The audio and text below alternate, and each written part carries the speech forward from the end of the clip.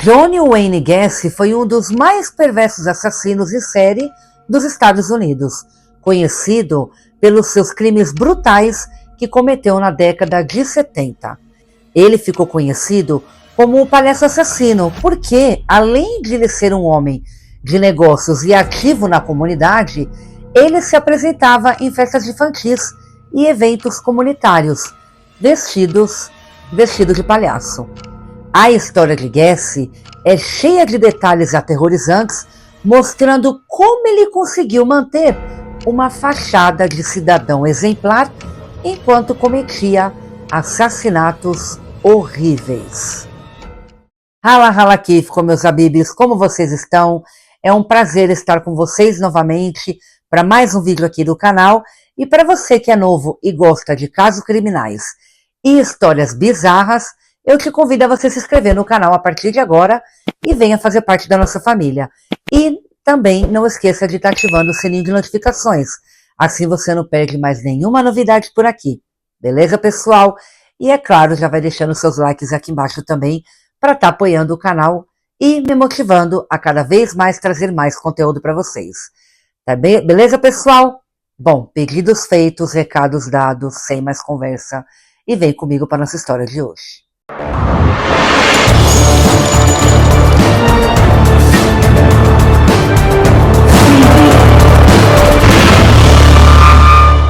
John Wayne Gacy nasceu em 17 de março de 1942 em Chicago, Illinois.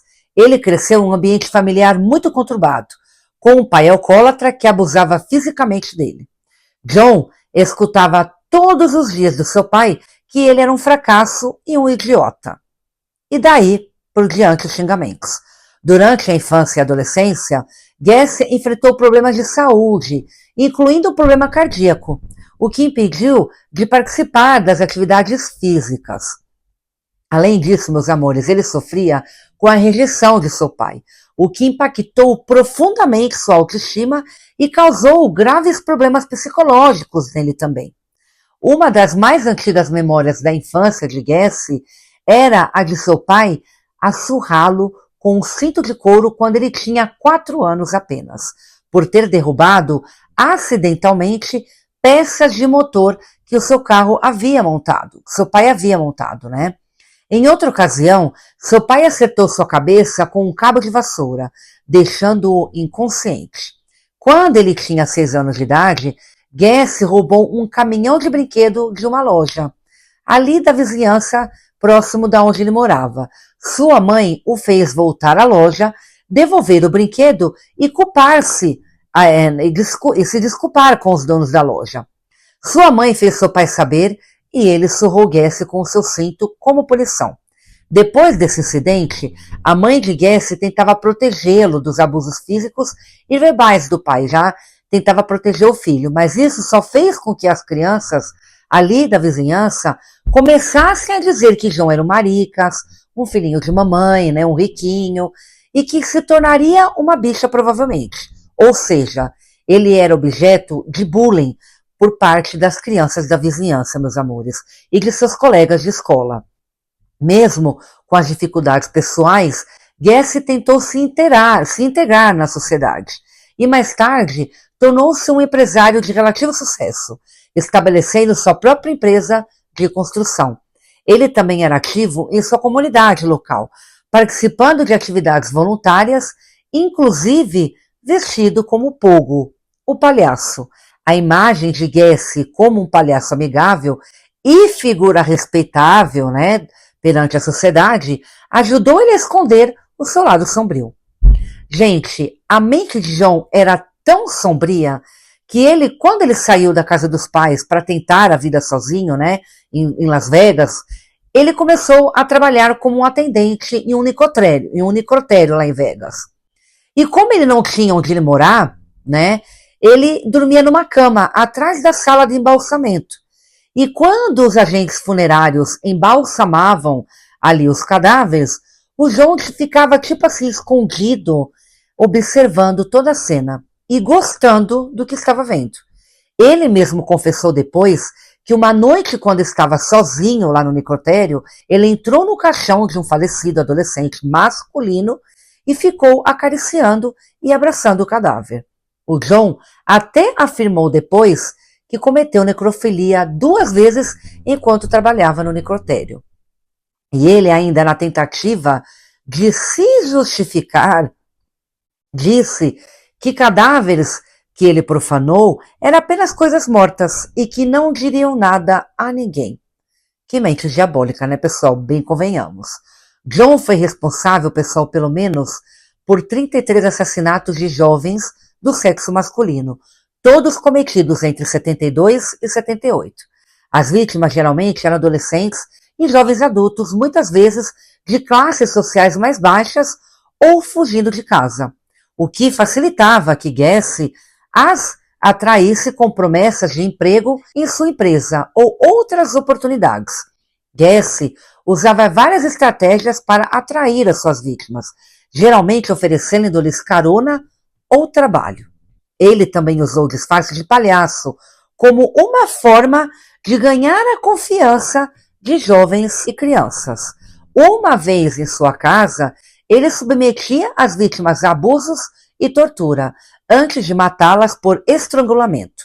A maioria das vítimas foi enterrada no espaço de baixo ali da sua casa mesmo, no condado de Cook, em Illinois. Gacy acostumava usar um truque de algemar para imobilizar as suas vítimas. Ele se apresentava como pogo e em seguida usava um par de algemas em um jogo, em uma bela estratégia, fingindo que mostraria como se libertar das algemas. No entanto, uma vez que a vítima estava presa, ele revelou que não havia como escapar. Esse método se tornou um de seus modos de operação triunfante.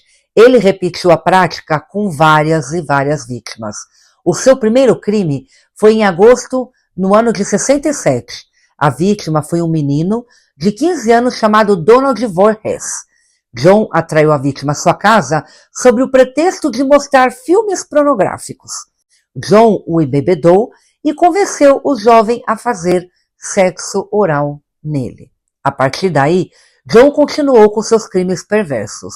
Muitos dos jovens desaparecidos eram de origem humilde e, por isso, demorou que houvesse uma investigação mais unificada. As autoridades, inicialmente, acreditavam que os desaparecimentos não estavam conectados a Gacy e a falta de comunicação entre diferentes departamentos de polícia dificultou ainda mais a identificação de um padrão entre os casos. O início do fim para John veio em dezembro de 78, com o desaparecimento de um jovem chamado Robert Piest, um adolescente de 15 anos na época. Robert desapareceu depois de contar à sua mãe que se encontraria com um empreiteiro sobre uma possível oferta de emprego. A mãe de Robert informou à polícia que o último lugar onde ele foi visto foi exatamente no trabalho do John. Ao investigar o histórico de John, os policiais descobriram várias acusações de agressão sexual e prisões anteriores. Com base nessa suspeita, a polícia conseguiu uma ordem para revistar, então, a casa do John. No porão da residência foram encontrados, meus habibes, itens pessoais das vítimas, de algumas vítimas desaparecidas na época, incluindo uma carteira de motorista. Após novas buscas policiais, os pesquisadores começaram a perceber o odor característico de corpos em decomposição, que emanava ali no espaço sobre a casa de John. Em 22 de dezembro de 78, John confessou seus crimes aos policiais. Ele admitiu que havia assassinado jovens rapazes e enterrado a maioria dos corpos em um espaço subterrâneo em sua própria residência. Durante as investigações, 29 corpos foram recuperados debaixo de sua casa, enquanto outros foram encontrados em rios ali próximo da residência. O julgamento de John começou em 6 de fevereiro de 80. Ele enfrentou 33 acusações de homicídio e foi defendido por advogados que alegaram insanidade, claro, como sempre, sugerindo que ele sofria de transtornos mentais e, portanto, não era responsável pelos crimes.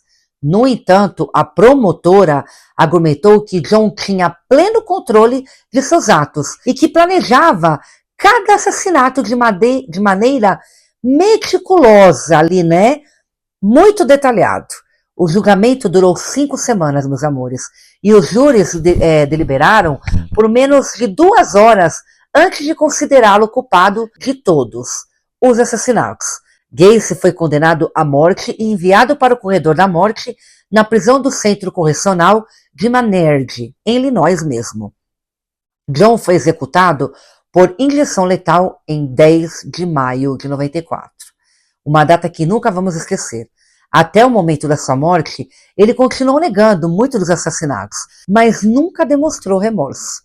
Durante o seu tempo no corredor da morte, John produziu diversas pinturas, muitas das quais retratavam palhaços e foram vendidas, gerando controvérsias na sociedade. O caso de John deixou um legado, meus amores, muito sombrio e teve um impacto significativo nos estudos sobre perfis de assassinos em série.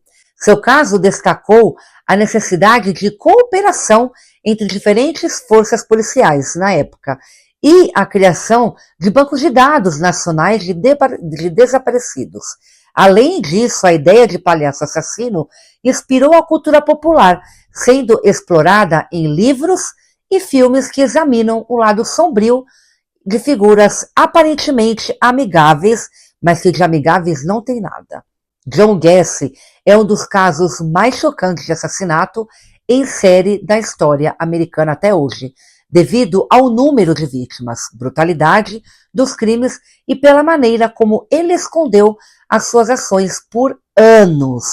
Sua vida dupla como pogo e o palhaço e empresário da construção civil mostra como ele manipulava sua imagem para evitar suspeitas.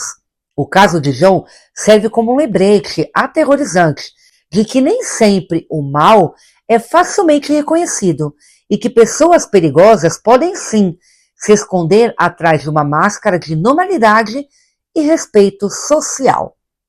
A gente pode estar conversando com uma pessoa, pessoal, né? E imaginar que aquela pessoa é, na verdade, um serial killer. Tomem muito cuidado. Bom, pessoal, essa foi a história do palhaço assassino de John Gacy, do serial killer aí, né? Espero que vocês tenham gostado. Eu vou ficando por aqui. Um forte abraço a todos. Um beijo no coração de cada um. Muito obrigado pelo apoio e a gente se vê no próximo vídeo.